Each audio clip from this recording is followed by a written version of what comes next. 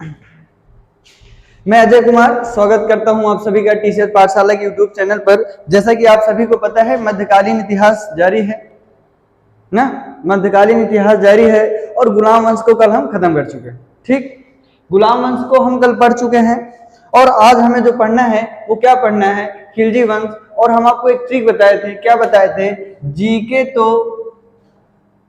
GK तो क्या लगती है भैया, सरल लगती है।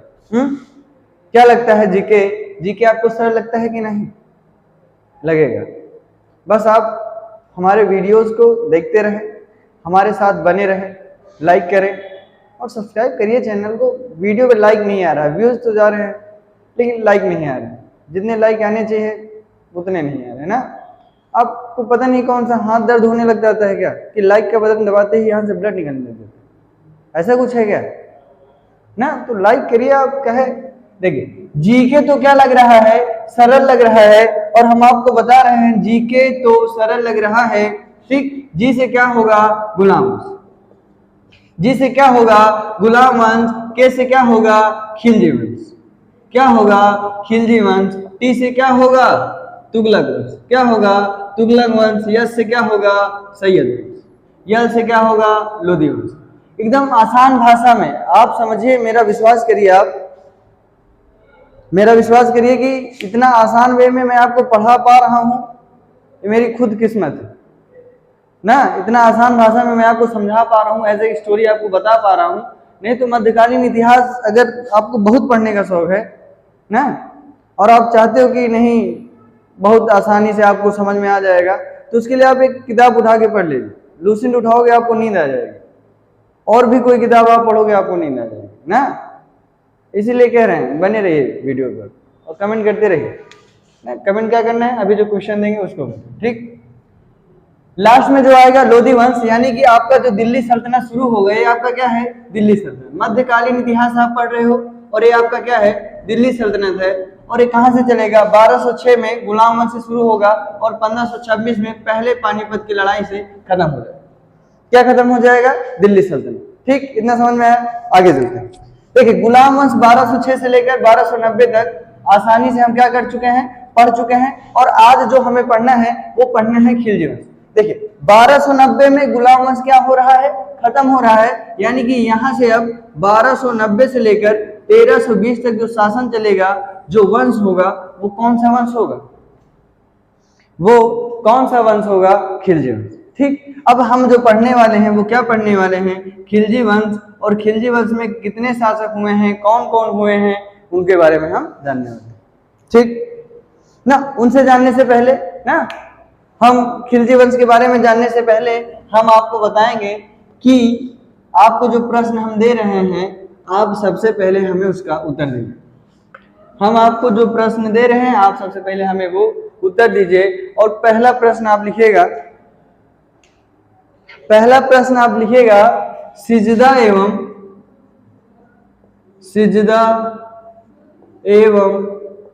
पैबोस प्रथा किसके द्वारा चलाई गई थी। ठीक, पहला प्रश्न आप लिखिएगा, सिजदा एवं पैबोस प्रथा किसके द्वारा चलाया गया था। ठीक, लिख लिए। अब कमेंट करके जल्दी बताओ। दूसरा आपको बताना है गुलाम वंश के संस्थापक कौन, संस्थापक बताना है। इसी के साथ आपको इसी में बता देना है वास्तविक संस्थापक कौन, वास्तविक संस्थापक कौन। ठीक, पहले तो गुलाम वंश के संस्थापक बताना है और इसी के साथ आपको और बताना है कि वास्तविक संस्थापक कौन थे। तीसरा आप हमें बताइएगा रजिया सुल्तान का शासनकाल कब से कब तक, रजिया सुल्तान का शासनकाल। कमेंट नहीं कर रहे हो, क्या आपको मेरा पढ़ाया हुआ समझ में नहीं आ रहा है, मेरा पढ़ाया हुआ क्या आपको समझ में नहीं आ रहा है? अगर समझ में आ रहा है तो थम्स अप करिए और इन सभी क्वेश्चनों का आंसर आप करिए। कोई क्वेश्चन का आंसर नहीं देते हो मतलब आप ठीक से नहीं पढ़ रहे, क्या ही मतलब है। ठीक, रजिया सुल्तान का शासन कब से कब तक था। और एक प्रश्न बताइएगा, इक्ता प्रथा किसके द्वारा चलाया गया था। इक्ता प्रथा किसके द्वारा चलाया गया था। आप सभी को गुड इवनिंग। ठीक है, लगे रहिए, जुड़े रहिए, सब लोग शेयर करते रहिए। चलाया गया था, जल्दी से कमेंट के माध्यम से चारों प्रश्न का उत्तर हमें दो। जल्दी से कमेंट के माध्यम से चारों प्रश्न का उत्तर हमें दो। उसी के साथ हम शुरू करेंगे आज क्या, खिलजी वंश। क्या शुरू करेंगे, खिलजी वंश। जैसा कि आपको पता है, आप पढ़ चुके हो क्या, गुलाम वंश 1206 से लेकर 1290 तक। एक बार रिवीजन करते हैं। गुलाम वंश सबसे पहले शासक कौन हुए, संस्थापक कौन थे, कुतुबुद्दीन ऐबक ना। और कुतुबुद्दीन ऐबक के बाद उनके बेटे कौन थे, आराम शाह। उनके बेटे कौन थे, आराम शाह ना। उसके बाद कौन है, इल्तुतमिश। और इल्तुतमिश के बाद कौन आया, इल्तुतमिश के बाद कौन आया, इल्तुतमिश के बाद कौन आया, उनकी बेटी रजिया सुल्तान। और रजिया सुल्तान का ही एक भाई था जो जबरदस्ती राजगद्दी पे बैठ गया। उसका नाम कमेंट करके जल्दी बताओ। ठीक, जल्दी से आप बताओ, जल्दी बताओ, मैं आपका इंतजार कर रहा हूं। अगर आपको समझ में आ रहा है, सारी बातें समझ में आ रही हैं, पढ़ने में मजा आ रहा है तो थम्स अप करिए। उसी के साथ सारे के सारे प्रश्नों का उत्तर आप जल्दी से दीजिए। ठीक, जल्दी से उत्तर दीजिए।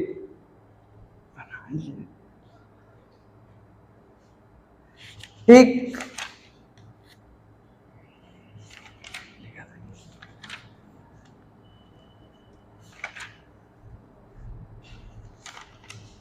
ठीक, चलिए अब हम जो शुरू करने चल रहे हैं वो शुरू करने चल रहे हैं खिलजी वंश। ठीक, अब जो हम शुरू करने चल रहे हैं वो क्या शुरू करने चल रहे हैं, खिलजी वंश। अब देखिए, मध्यकालीन दिल्ली सल्तनत के जो दूसरा वंश होगा वो कौन होगा, खिलजी वंश। कौन होगा, खिलजी वंश। कौन होगा, खिलजी वंश। और खिलजी वंश का जो शासनकाल चलेगा वो चलेगा 1290 से लेकर 1320 तक। यानी कि कितने वर्ष, कमेंट करके बताओ जल्दी, कमेंट करके बताइए जल्दी। खिलजी वंश जो चलेगा वो कब से कब तक चलेगा, 1290 से लेकर 1320 तक। ठीक, 1290 से लेकर 1320 तक जो शासन चलेगा वो किसका चलेगा, खिलजी वंश का चलेगा। और इसके जो पहले शासक होंगे वो होंगे जलालुद्दीन। जलालुद्दीन तुरंत याद करवा देंगे ना, 4 शासक होंगे खिलजी वंश के, 4 शासक होंगे। अगर आप वीडियो को देख रहे हैं तो आप क्या करिए हमारे साथ, अभी जब हम आप कहेंगे कि एक बार बोलिए तो आपको बोलना है ना। आप चाहे जहां बैठे हो, आपको शर्माना नहीं है, आपको हमारे साथ बोलना है। क्या है कि आपको पेपर के सारे प्रश्न करने हैं। ठीक, देखिए पहले कौन है, जलालुद्दीन फिरोज खिलजी। जलालुद्दीन फिरोज खिलजी। ठीक, दूसरे कौन हुए हैं, दूसरे कौन हुए हैं, अलाउद्दीन। दूसरे शासक कौन हुए हैं, अलाउद्दीन खिलजी। अलाउद्दीन खिलजी। तीसरे कौन हुए हैं, मुबारक शाह खिलजी। मुबारक शाह खिलजी। ठीक, चौथे कौन हुए हैं, खुसरो शाह खिलजी। देखिएगा, अलाउद्दीन यानी कि खिलजी वंश में 4 ही शासक हुए हैं जिनको आपको पढ़ना है। और यही चारों शासक में सबसे पहले शासक कौन है, जलालुद्दीन फिरोज खिलजी। बताइएगा पहले शासक कौन है, जलालुद्दीन फिरोज खिलजी। उसके बाद दूसरे शासक कौन है, उसके बाद दूसरे शासक कौन है, अलाउद्दीन खिलजी। तीसरे कौन है, मुबारक शाह खिलजी। और चौथे कौन है, खुसरो शाह खिलजी। ठीक, बताइएगा पहले कौन है, जलालुद्दीन फिरोज खिलजी। और यही क्या होंगे, यही संस्थापक होंगे किसके, खिलजी वंश। बताइएगा, खिलजी वंश में 4 शासक होंगे, पहले कौन होंगे? जलालुद्दीन खिलजी। दूसरे कौन होंगे? अलाउद्दीन खिलजी। तीसरे मुबारक शाह खिलजी। और चौथे कौन होंगे? खुसरो शाह खिलजी। ठीक, 4 होंगे, चारों लोग शासक होंगे। और इनके संस्थापक जो होंगे खिलजी वंश के कौन होंगे? जलालुद्दीन खिलजी। अब इनका आप थोड़ा टाइम पीरियड देखिएगा। अब आप जरा टाइम पीरियड देखिएगा कि कौन कितने वर्ष तक रहेगा। ये जो आपके जलालुद्दीन खिलजी है ना, इनका जो शासन होगा वो 1290 से लेकर 1296 तक होगा। 1290 से लेकर 1296 तक होगा। वहीं जो अलाउद्दीन खिलजी होंगे इनका 1296 से लेकर 1316 तक। सबसे पहला प्रश्न आपसे क्या बन सकता है? पूछ सकता है कि खिलजी वंश के संस्थापक कौन है? तो बताइएगा कौन है, कमेंट करके जल्दी बताइए कौन है? जलालुद्दीन खिलजी। और यहां से एक प्रश्न और बनता है ना, जलालुद्दीन फिरोज खिलजी का जो शासनकाल होगा वो 1290 से 1296 होगा, लेकिन वहीं अलाउद्दीन खिलजी का जो शासनकाल होगा 1296 से लेकर 1316 होगा। 1296 से लेकर 1316 होगा, यानी कि 20 वर्ष तक अकेले अलाउद्दीन खिलजी ही क्या करेंगे? शासन करेंगे। और टोटल कितना है? टोटल कितने वर्ष शासन कर रहे हैं? 30 वर्ष। और उसी में से 20 वर्ष अकेले कौन शासन कर रहा है? अलाउद्दीन खिलजी। और आपसे पेपर में पूछेगा कि भैया खिलजी वंश में ऐसा कौन सा शासक हुआ है जो अकेले 20 वर्ष तक क्या किया है? शासन किया। ठीक, कौन किए हैं? अलाउद्दीन खिलजी। फिर उसके बाद बचते हैं आपके मुबारक शाह खिलजी और खुसरो शाह खिलजी। बहुत ज्यादा नहीं, 4 साल बचता है। 4 साल में कुछ दिन मुबारक शाह खिलजी रहेंगे और कुछ दिन खुसरो शाह खिलजी ना। कहने का मतलब यह है कि यही 13 से 16 से 13-20 तक मुबारक शाह ही रहते हैं, लेकिन फिर खुसरो शाह मार देते हैं किसको? मुबारक शाह को। और फिर कौन बन जाते हैं? खुसरो शाह। देखिए, एक ऐसे व्यक्ति में जो मुबारक शाह है ना, मुबारक शाह खिलजी के बारे में थोड़ा समझिएगा। ये जो शासक है ना, ये शासक बहुत अजीबोगरीब का है ना। एक ऐसा शासक जो ये शासक है ना, बहुत अजीबोगरीब वाला है। दरबार में कभी कभी महिलाओं के वस्त्र भी पहन के चला आता है। पूरे दिल्ली सल्तनत में फेमस हैं। और इनसे प्रश्न भी पूछे जाते हैं कि ऐसा कौन सा शासक हुआ है जो महिलाओं के वस्त्र पहनकर दरबार में चला आता है, या फिर नग्न अवस्था में कहाँ चले आते हैं? दरबार में चले आते हैं ना। कहाँ चले आते हैं? यानी बिना वस्त्र पहने ही कहाँ चले आते हैं? दरबार में चले जाते हैं। या फिर क्या करके जाते हैं? महिलाओं के वस्त्र पहन के चले जाते हैं। बताओ क्या अच्छी बात है? आप एक राजा आदमी हो और आपकी ऐसी हरकतें, क्या आपको लगता है कि वो राजा थे ना? क्या आपको लगता है वो राजा थे? और राजा की ऐसी हरकतें देखने के बाद जनता क्या कहेगी ना? ठीक, यानी कि मुबारक शाह से भी क्वेश्चन बनते हैं कि ऐसा कौन सा शासक हुआ है जो महिलाओं के वस्त्र पहनकर या फिर नग्न अवस्था में कहां चला जाया करता था? दरबार में जाया करता। ठीक, कहां जाया करता था? दरबार में। ठीक, यहां से भी प्रश्न बनता है। ठीक, अब देखिए, अब हम बात करेंगे किसकी? जलालुद्दीन फिरोज खिलजी की बात करते हैं, जो कौन है? संस्थापक हैं। किसके हैं? ठीक, किसके हैं? खिलजी वंश। ठीक, सबसे पहला पॉइंट आप जलालुद्दीन के बारे में लिखिएगा कि जो संस्थापक हैं वो कौन है? जो संस्थापक हैं वो कौन है? फिरोज खिलजी। यानी कि जलालुद्दीन फिरोज खिलजी जो हैं वो क्या हैं? संस्थापक हैं। किसके? किसके संस्थापक हैं? खिलजी वंश। ठीक, किसके संस्थापक हैं? खिलजी वंश। और इनका जो शासन चलेगा वो 1290 से लेकर 1296। अब आप एक कहानी सुनिएगा। अब आप एक कहानी सुनिएगा जो फिरोज खिलजी द्वारा ही किया जाएगा। ठीक, जो फिरोज खिलजी द्वारा ही किया जाएगा। कहानी सुनिएगा, लेकिन शेयर भी करिए, जल्दी से शेयर करिए। बहुत कम लोग देख रहे हैं, आप शेयर नहीं कर पा रहे हैं। बस शेयर करने में आपको इतनी दिक्कत हो रही है। अगर आपको पसंद आ रहा है तो मुझे नहीं लगता आपको शेयर करने में कोई परेशानी होगी। अगर आपको वीडियो पसंद आ रहा है ना, तो मुझे नहीं लगता आपको परेशानी होनी चाहिए ना। हाय हेलो तो आप करते रहते हो, लेकिन शेयर नहीं कर पाते। हाय हाय हाय हेलो हेलो हेलो करते हो, अब पता नहीं कौन सी हाय भेजते हो आप लोग ना। आगे देखिए, जो संस्थापक होंगे वो कौन होंगे? जलालुद्दीन फिरोज खिलजी। अभी देखिए, इन्हीं के द्वारा ना, जो संस्थापक हैं जलालुद्दीन फिरोज खिलजी, यही क्या करेंगे? ये सोच रहे हैं कि कहीं इनका साम्राज्य जो है वो बट न जाए। जो इनका साम्राज्य है वो क्या होना हो जाए? बट न जाए ना। इसके लिए क्या करेंगे? देखिएगा, ये जलालुद्दीन फिरोज खिलजी संस्थापक हैं। किसके, खिलजी वंश के। कह रहे हैं कि कहीं इनका साम्राज्य बढ़ ना जाए, इसीलिए क्या करेंगे ना, इसीलिए क्या करेंगे, ये अपनी बिटिया की शादी करवा देंगे अलाउद्दीन खिलजी से, समझिएगा। ठीक, जो जलालुद्दीन खिलजी हैं इन्हीं का एक भतीजा है, इन्हीं का एक भतीजा है, और उस भतीजे से शादी करवा देंगे अपनी बेटी का, उस भतीजे से शादी करवा देंगे अपनी बेटी का। और जो भतीजे हैं ना, कौन है, अलाउद्दीन खिलजी।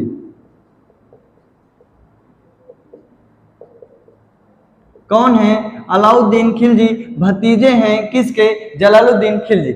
बताइएगा, यही जलालुद्दीन शादी करवा दे रहे हैं अपनी बेटी का, किससे, अपने भतीजे का, यानी कि भाई बहन का रिश्ता हुआ कि नहीं, ये भाई बहन का रिश्ता हुआ कि नहीं ना, यानी कि भाई बहन का क्या करवा दे रहे हैं, शादी करवा दे रहे हैं। कौन, जलालुद्दीन अपने बिटिया की शादी करा दे रहे हैं अपने भतीजे से। ठीक, और भतीजा कौन है, अलाउद्दीन खिलजी।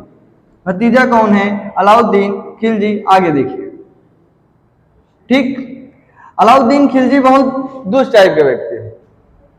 जो अलाउद्दीन खिलजी है ना, वो बहुत ही दुष्ट टाइप और हरामी टाइप का व्यक्ति है ना। वो शादी तो करवा देते हैं, ससुर तो बन जाते हैं, लेकिन ये जो अलाउद्दीन खिलजी है वो चाहता है कि मैं क्या करूं, दिल्ली की गद्दी पे बैठूं ना। ये क्या है, दिल्ली की गद्दी पे बैठना चाहता है। कौन, अलाउद्दीन खिलजी ना। फिरोज शाह यानी जलालुद्दीन ने क्या सोचा कि अगर वो बिटिया की शादी किससे करवा देंगे, अलाउद्दीन से करवा देंगे, तो भाई जो साम्राज्य है वो आपस में ही रहेगा, बटेगा नहीं, लड़ाई झगड़ा नहीं होगा। लेकिन अलाउद्दीन खिलजी बड़ा ही दुष्ट टाइप का व्यक्ति था, और वो क्या करेगा, अपने ही ससुर को मरवा देगा, अपने ही ससुर को मरवा देगा।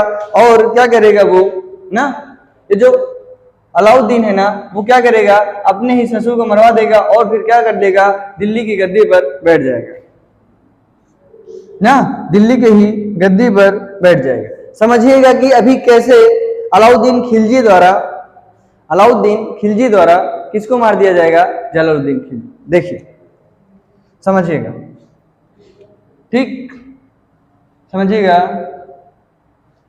देखिए, अभी जो जलालुद्दीन खिलजी है ना, ये क्या है, सुल्तान है, सुल्तान की पद पर है कि नहीं, सुल्तान की पद पे है कि नहीं। लेकिन जो अलाउद्दीन खिलजी है ना, इसे भी गवर्नर बनाया गया है, इसे भी गवर्नर बनाया गया है ना, और ये शादी कर देते हैं। लेकिन ये अलाउद्दीन खिलजी क्या करता है, ये जो अलाउद्दीन खिलजी है ना, ये जो अलाउद्दीन खिलजी है, ये आक्रमण कर देता है दक्षिण भारत पर। अलाउद्दीन खिलजी क्या कर देता है, दक्षिण भारत पर आक्रमण कर देता है। ठीक, ये जो अलाउद्दीन खिलजी है क्या करता है, दक्षिण भारत पर आक्रमण कर देता है, और यहाँ से ढेरों सारा पैसा, ढेरों सारा धन और सोना लूट लेता है। ठीक, ढेरों सारा धन और सोना लूट लेता है। कौन, अलाउद्दीन खिलजी ना। पहले तो अलाउद्दीन खिलजी भतीजे थे किसके, जलालुद्दीन के, लेकिन शादी करने के बाद दामाद हो गए किसके, जलालुद्दीन ना, किसके, जलालुद्दीन। इतनी कहानी समझ में आई कि नहीं, आ रही होगी ना, आएगी, बस आप बने रहिए। अब क्या है, दक्षिण भारत पर क्या कर देगा, आक्रमण कर देगा, और वहां से ढेर सारा धन और सोना लूट लेगा। और लूट लेने के बाद ये कहां लेकर चला आएगा, कड़े मानिकपुर। कहां, कड़ा मानिकपुर। ठीक, कहां लेके चला आएगा, कड़ा मानिकपुर में ना। कड़ा मानिकपुर इलाहाबाद लिख लीजिए, कड़ा मानिकपुर इलाहाबाद में लेके चला आएगा। ठीक, आपके नजदीक ही है, ऑफलाइन कोचिंग वाले सभी बच्चे जानते होंगे कहां कड़ा है ना। कड़े मानिकपुर में पूरा उठा लाया, और यही बात, ये जो लूटपाट की बात, यही जब सुल्तान को पता चलती है तो सुल्तान बहुत गुस्सा होते हैं ना। सुल्तान बहुत गुस्सा होते हैं, और वो कहते हैं कि यार अगर आपको ऐसा कुछ करना था तो मुझे बता देते ना, आप बिना बताए कहीं आक्रमण कर दे रहे हैं, धन लूट ले रहे हैं ना, ये अच्छी बातें नहीं, आपको ऐसा नहीं करना चाहिए ना। लेकिन आपको पता ही अलाउद्दीन कैसा है, बहुत ही दुष्ट टाइप का व्यक्ति है, अपने आगे किसी की सुनता नहीं है ना, अपने आगे किसी की नहीं सुनता है। इसीलिए इसने एक बात कह के कहा, अपने एक बात इसने कहा कि अब्बू मैं अपनी ताकत का ना, कि मैं क्या कर रहा था, अपनी ताकत दिखा रहा था आपको ना, कि मैं अपनी ताकत दिखा रहा था कि मैं कहीं से भी किसी को भी हरा सकता हूँ, और मैं कभी नहीं हारूंगा। ठीक, और मैं कभी नहीं हारूंगा ना। इतनी बात होती है, तभी जलालुद्दीन सोचते हैं कि कहीं ना कहीं चलिए ठीक है, कोई बात नहीं, अगर आपने ऐसा कुछ कर ही दिया है ना, आपने ऐसा कुछ कर दिया है तो चलिए ठीक है। लेकिन जलालुद्दीन कहते हैं कि ठीक है, लेकिन ये कहते हैं कि मैं आपसे मिलना चाहता हूं ना। ये कहते क्या है, कौन? जलालुद्दीन कहते हैं कि ठीक है, आपने आक्रमण कर दिया, ढेर सारा पैसा लूट लिया, और अलाउद्दीन कहता है कि ठीक है, मैं सारा का सारा धन आपके पास भिजवा दूंगा ना, मैं कुछ नहीं रखूंगा, मैं आपके पास सारा धन भिजवा दूंगा, मैं अपने पास कुछ नहीं रखूंगा, ठीक। लेकिन क्या है, जलालुद्दीन कहते हैं कि ठीक है, रहने दो, अब आप कर लिए हो तो कोई बात नहीं, आप अपने पास रखे रहो ना, मैं आ रहा हूँ, आपसे मिलने के लिए आ रहा हूँ, वैसे ही मैं अपनी बेटी से भी मिल लूंगा ना, बहुत दिन हो गया। अब क्या है, आपको पता है कि दो एक तट है ना, आपको पता है नदी बह रही है ना, और नदी बह रही है तो एक तरफ इधर और इधर पूरा का पूरा पानी है, और मान लीजिए कि इधर से जलालुद्दीन क्या है, आ रहे हैं ना, जलालुद्दीन यहाँ पर रुके हुए हैं ना, और यहाँ पर अलाउद्दीन है। जलालुद्दीन ना, अलाउद्दीन कह रहे हैं कि रुक जाइए, आप वहीं रहिए ना, वहीं रहिए, हम आवत ही, वहीं रहिए, हम आवत ही। लेकिन जलालुद्दीन कहते हैं नहीं, आप वहीं रहिए, मैं आ रहा हूं ना, आप वहीं रहिए, हम आवत है, ठीक। और यहाँ पर जो अलाउद्दीन खिलजी हैं, यहाँ पर जो अलाउद्दीन खिलजी हैं, वो अपने सेनापति से कह रहते हैं कि जैसे ही ये ससुर ना, ससुर है कि नहीं इनके, कहते हैं जैसे ही ये ससुर यहाँ आए, तुरंत ही आप क्या कर दीजिए इसको, तुरंत ही आप इनका गला काट दीजिएगा, तुरंत ही आप इनका गला काट दीजिएगा। यहाँ कौन है, अलाउद्दीन खिलजी हैं, यहाँ कौन है, जलालुद्दीन। और आपको पता है कि आप किसी भी पद पे चले जाओ, लेकिन आप अपने परिवार वालों से मिलने जाओगे तो क्या आप पूरी सैनिक को साथ में लेके जाओगे क्या? कमेंट के माध्यम से बताइएगा, आप अगर अपने परिवार से मिलने के लिए जाओगे, किसी भी अच्छे पद पे हो जाओ, तो पूरा का पूरा सैनिक लेके जाओगे क्या ना? वही होता है, जैसे ही कहेंगे हम आवत ही, और यहाँ जैसे ही पहुंचते हैं, तुरंत ही अलाउद्दीन खिलजी इनके गले को काट ना, और गला काट के इनको क्या कर देते हैं, मार देते हैं। और यहीं से मारने के बाद ये कहाँ निकल लेता है, दिल्ली की ओर निकल लेता है। कहाँ निकल लेता है, दिल्ली की ओर निकल लेता है। और फिर क्या होता है, कभी भी पीछे मुड़कर नहीं देखता है। कौन नहीं देखता है, अलाउद्दीन खिलजी। अलाउद्दीन खिलजी ने किसको मरवा दिया या मार दिया, अपने ससुर को। किसने, जलालुद्दीन को ना, किसको, जलालुद्दीन। इतनी कहानी समझ में आएगी नहीं? अगर समझ में आया तो थम्स अप करिए और शेयर करते रहिए। अभी कई सारी कहानियां हैं जो आपको सुनानी बाकी है। इतना समझ में आया कि नहीं? ठीक, इतना समझ में आया ना? ठीक है, आगे चलते हैं। अब आगे चलते हैं, और अब हम बात करेंगे किसकी, अलाउद्दीन खिलजी। अब हम जो बात करेंगे वो बात करेंगे अलाउद्दीन खिलजी की। 1296 में ही क्या कर दिया जा रहा है, मार दिया जा रहा है किसको, जलालुद्दीन खिलजी को। और अब जो शासन के लिए आएगा वो कौन आएगा, अलाउद्दीन खिलजी आएगा। अब दिल्ली सल्तनत में खिलजी वंश में जो शासन करने के लिए आएंगे वो कौन आएंगे, अलाउद्दीन खिलजी। देखिए, आज आपका खिलजी वंश खत्म कर देंगे ना। यहाँ पर मैं जितना लिखवा रहा हूँ लिखवाऊंगा, बाकी पीडीएफ के माध्यम से मैं आपको भिजवा दूंगा ना। बाकी यूट्यूब पर ही आपके इसी चैनल पर टीसीएस पाठशाला को ना, टीसीएस पाठशाला पर ही मैं क्या कर दूंगा, यूट्यूब पर ही पीडीएफ आपके लिए भिजवा दूंगा, ठीक। अलाउद्दीन खिलजी की कहानी देखते हैं। और आपको पता है इनका जो शासनकाल चलेगा वो चलेगा 1296 से लेकर 1316 तक। अगर अब आपसे पूछा जाए कि भैया जलालुद्दीन की हत्या कैसे हुई थी, तो क्या किए थे, तलवार से उनके सिर को काट दिए थे। क्या किए थे, उनके सिर को काट दिए थे। अब देखिए कि जो अलाउद्दीन है, अलाउद्दीन खिलजी, अब इनका जो शासनकाल चलेगा वो चलेगा 1296 से लेकर 1316 तक। 1296 से लेकर 1316 तक चलेगा किसका शासनकाल, अलाउद्दीन खिलजी।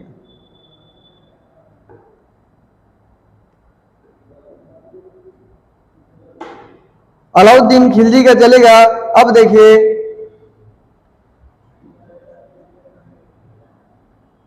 ठीक, अलाउद्दीन। देखिए, ये जो अलाउद्दीन है ना, इन्हीं का बचपन का जो नाम है, सबसे पहले आप वो देख लीजिए कि अलाउद्दीन के जो बचपन का नाम है वो क्या है। इन्हीं के जो बचपन का नाम है वो नाम है अली ना। इन्हीं के जो बचपन का नाम है वो है अली या फिर गुरशास्प, अली तथा गुरशास्प।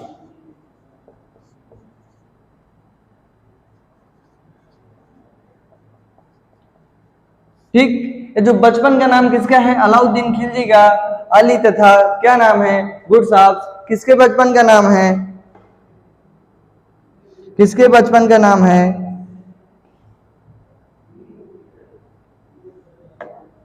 ठीक, अली तथा गुस्ताफ किसके बचपन का नाम है? अलाउद्दीन खिलजी का।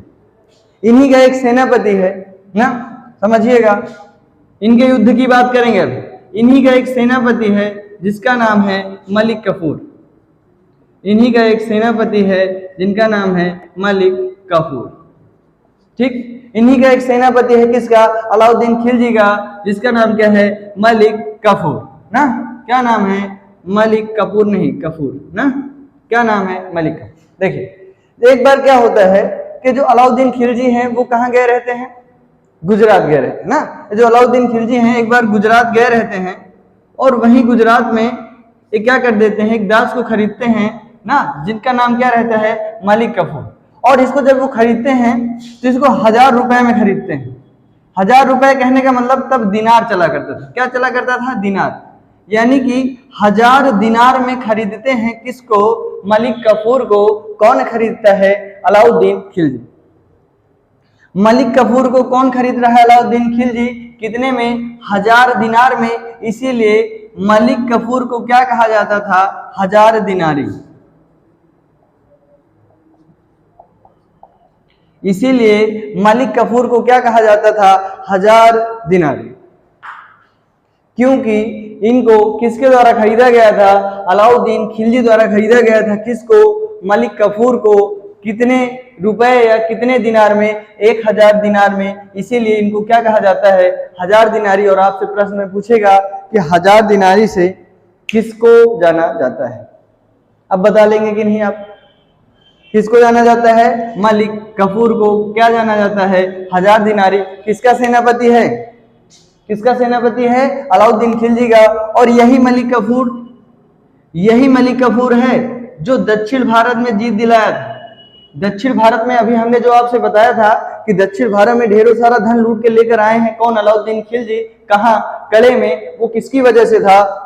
सब ये मलिक कफूर की ही सहायता से था। दक्षिण भारत में जो लूट हुआ था उसमें सबसे बड़ी भूमिका जिस सेनापति की थी वो कौन था? मलिक कफूर ही था ना। कौन था? जीत दिलाने वाला दक्षिण भारत में मलिक कफूर ही था। इतना समझ में आया कि नहीं? ठीक, मलिक कफूर ही था। साथ में लिख रहे हैं कि नहीं? लिखते जाइए। मुझे नहीं लगता कि आपको पीडीएफ भी भेजने की जरूरत हो सकती है अगर हम आपको ऐसे लिखवाएं और आपको याद भी हो जाएगा ना। कौन था? मलिक कफूर ही था। और मलिक कफूर को क्या कहा जाता था? 1000 दिनारी कहा जाता था। क्या कहा जाता था? 1000 दिनारी कहा जाता था। अब देखिए, अब अलाउद्दीन द्वारा ही कुछ काम किए जाएंगे। इसको हम इरेज कर दे रहे हैं। ठीक, अलाउद्दीन द्वारा ही कुछ काम किए जाएंगे।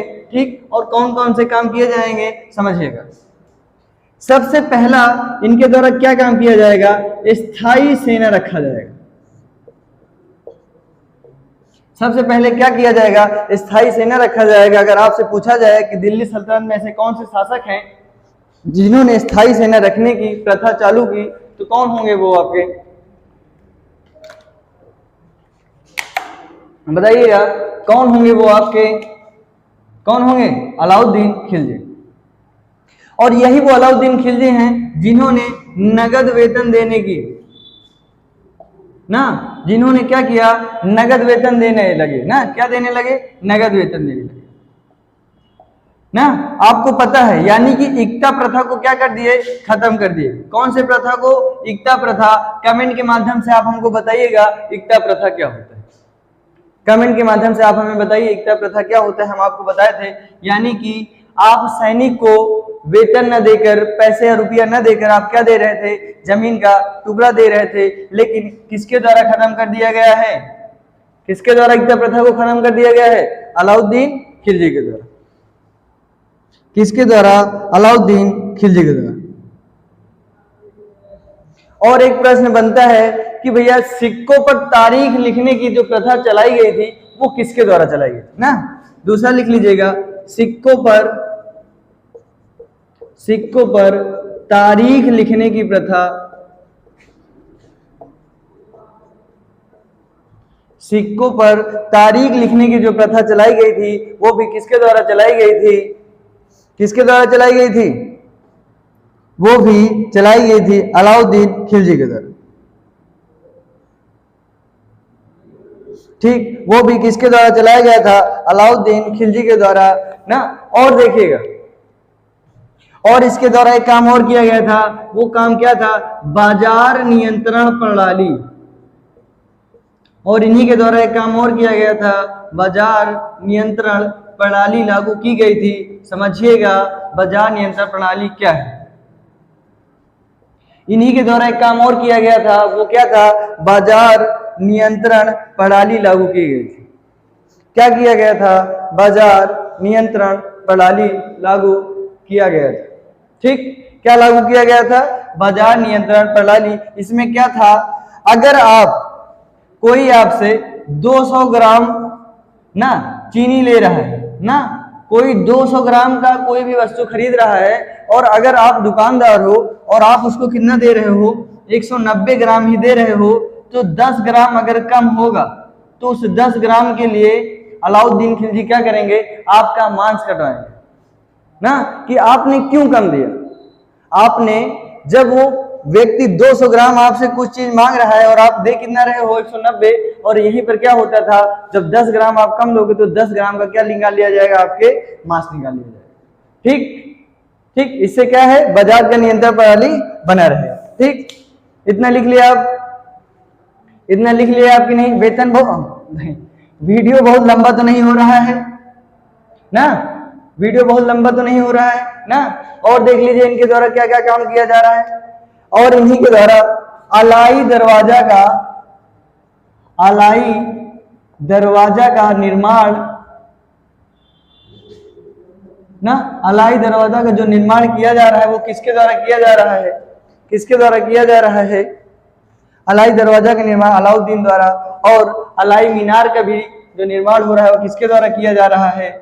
अलाई मीनार का भी निर्माण किसके द्वारा किया जा रहा है? अलाउद्दीन खिलजी के द्वारा। ठीक, अलाउद्दीन खिलजी के द्वारा किया जा रहा है। अब आइए हम बात करते हैं इन्हीं के द्वारा जो युद्ध किए गए हैं ना, इन्हीं के द्वारा जो युद्ध किए गए हैं हम उसकी बात करते हैं कि एक ऐसा ट्रिक जिससे आपको सारे के सारे इनके द्वारा सिकंदर कह रहे यानी कि जो आप इसको लिख लिए हैं कि नहीं? आप इसको एक बार थोड़ा सा तुरंत एक बार बोलिए हमको।